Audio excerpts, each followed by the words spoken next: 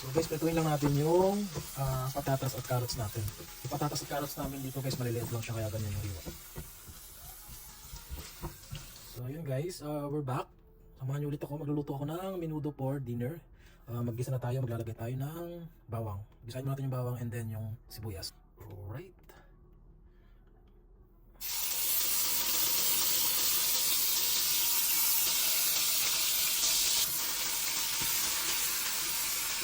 Gisahin lang natin yung bawang natin guys hanggang mag-golden brown. Tapos i-add natin yung ating sibuyas. Okay na yung ating bawang guys, lagyan na natin yung ating napakadaming sibuyas. Gisahin lang natin siya sa pilit. Mga 2 minuto, 3 minuto lang yan guys. Pag okay na yung ating sibuyas at bawang guys, isunod na natin yung minarinate natin na pork kanina. So nilagyan ko lang ito ng toyo, tsaka lemon juice. Wala kasi akong kalamansi dito guys, kaya lemon juice yung ginamit ko.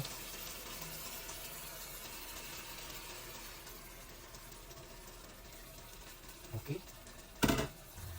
So hintayin lang natin to guys, siguro mga 3 minuto.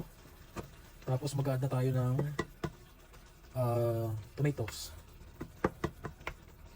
Wala akong fresh na kamatis, so ang gagamitin natin mamaya ay itong diced tomatoes from Del Monte. After na itong pork, mga 3 minutes, 4 minutes, pwede natin siyang ilagay. So hayaan lang natin siya ng ilang minuto guys, takpan muna natin siya para maluto yung ating pork. So guys, check natin yung ating nilulutong karne, pork.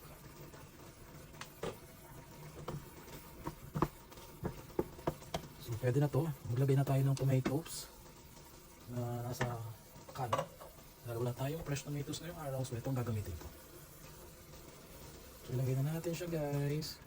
Lahat na natin. Yung iba, naglalagay ng tomato paste para mas matingkad or mas reddish yung kulay ng ating menudo. And then yung iba naman naglalagay ng tomato sauce. So nasa sa inyo na yan guys kung paano nyo lulutuin yung inyong menudo. So wala naman mababago sa inyo dyan guys kasi kayo naman ang kakain yan. Tama? Tama, syempre. Then takpan lang natin siya ulit. Hintayin natin siya ng mga 5 minutes ulit. So guys, check natin ulit yung ating niluluto dahil ako yung maglalagay naman ng 2 pirasong bay leaves. So after ng bay leaves natin guys, maglagay din tayo ng paminta.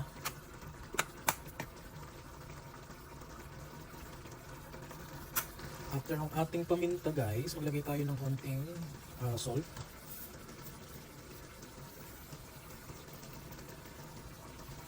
Then after ng salt guys, maglagay tayo ng sugar, asukal. After ng asukal natin sugar, maglagay tayo ng 4 cubes, isa lang.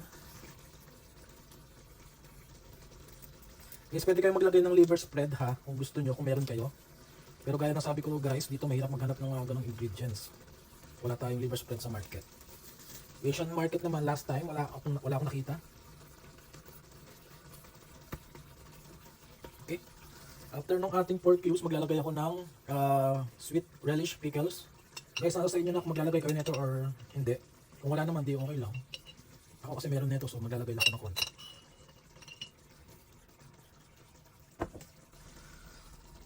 I-add na natin yung ating sausage hotdog. Wala tayong tender juicy guys, so ito na lang yung lalagay ko, yung sausage natin dito na available. Tapos pala, kung meron kayong liver, atay, so ilagay nyo siya sa hulihan para hindi ma-overcook. Pero gaya nga nasabi ko guys, wala tayo ditong liver tsaka liver spread, so hindi tayo maglalagay na yun. Then maglalagay tayo ng green peas. Then yung ating piniritong patatas at carrots kanina.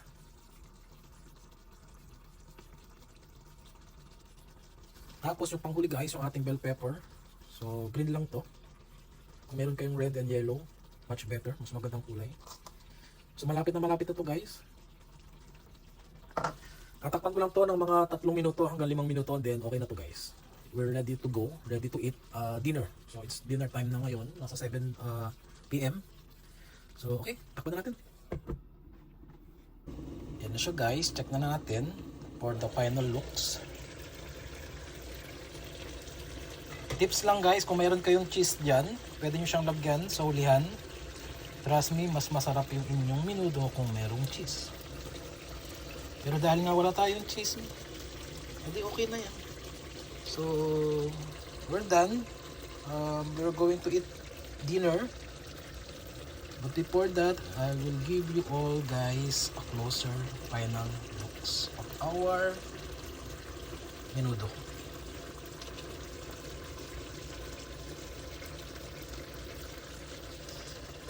So yun lang, thank you sa panonood guys. Sa susunod ulit. Bye bye. Love you all.